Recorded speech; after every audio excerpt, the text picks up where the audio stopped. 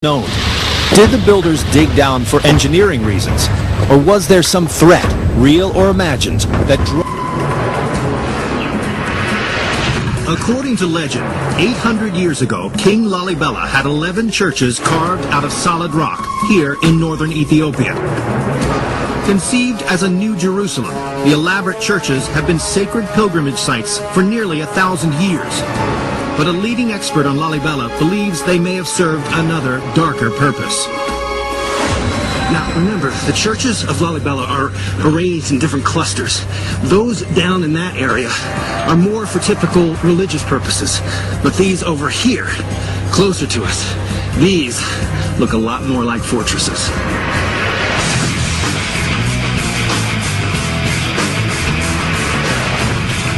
The vast church complexes in Lalibela were built in 3 distinct sections. The areas I had already seen with Lalibela expert Fukru were clearly designed and built as places of worship. But it seems as if some of the 4 churches at the southeast end of the complex were built centuries earlier, not to welcome pilgrims, but to withstand a siege. One of the clues is a tunnel system that connects the southeast cluster to the rest of the complex. Look at this tunnel going straight down here. There's a debate whether this is military or not up here, but it sure has the look of it.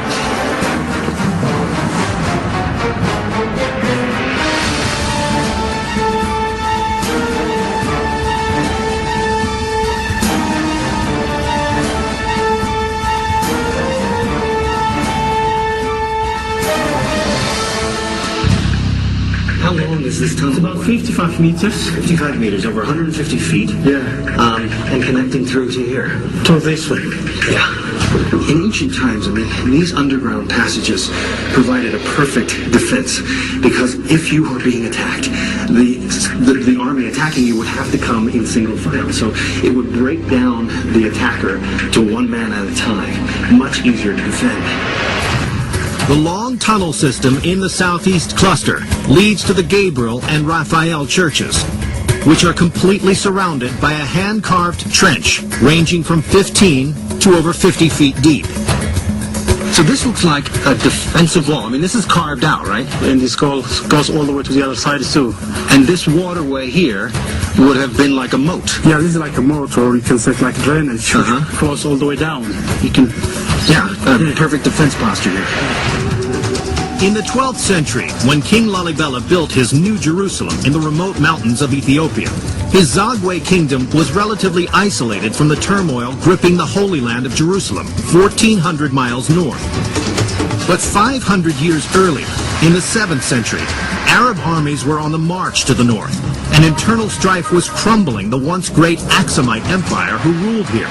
And it seems as if some parts of the southeast cluster were built in that turbulent time. This looks like a drawbridge. So far, I mean, the main access or entrance of the church has not been discovered yet. So this is the only access that we have to go in. Like a medieval castle, this church only has one way in, a bridge 50 feet up, another clue pointing to military origins. And like a fortress prepared for a long siege, it may also have had its own water supply. My Lord, how deep is this thing? That's really very deep. Even has got, like water cistern under it. Yeah, that's what that is? In the rainy season, this cistern could collect enough water to last the people here for months. If this was as much a fortress as a church, then that could have been a water supply for a siege. Yes, it could be for the church or for fortifications. We don't know exactly what it was. But it's totally unique, and other churches don't have different from the others. So what we have from the other church is just holy water, not like as water cistern in here. Makes you wonder, huh? Today, the only access to the cistern is 50 feet below the churches in one of the numerous water channels that snake through the entire site. God, this is so cool. All right, so keep in mind, this is the dry season we're in here. Rainy season, we can't walk through here. This would be all full of water. Most of the year, this is an arid region where water can be more precious than gold. But in the rainy season, sudden storms could wreak havoc with flooding.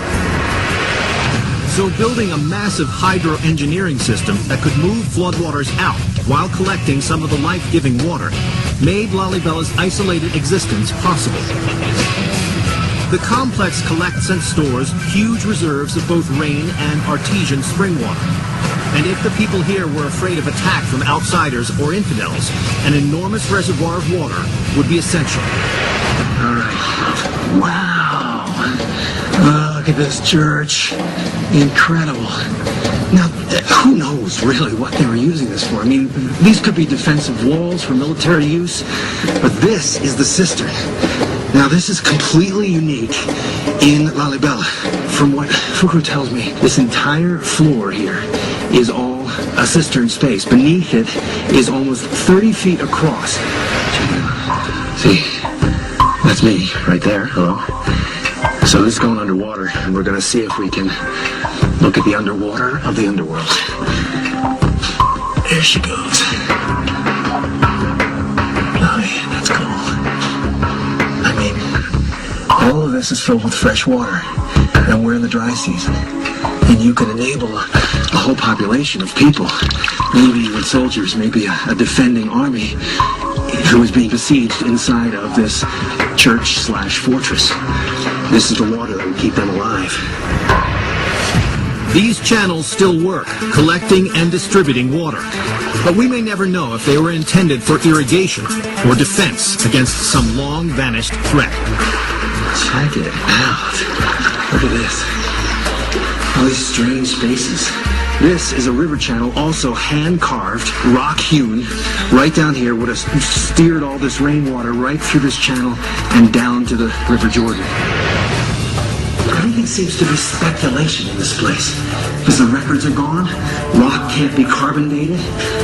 No one knows. I mean, Lalibela, still a total mystery.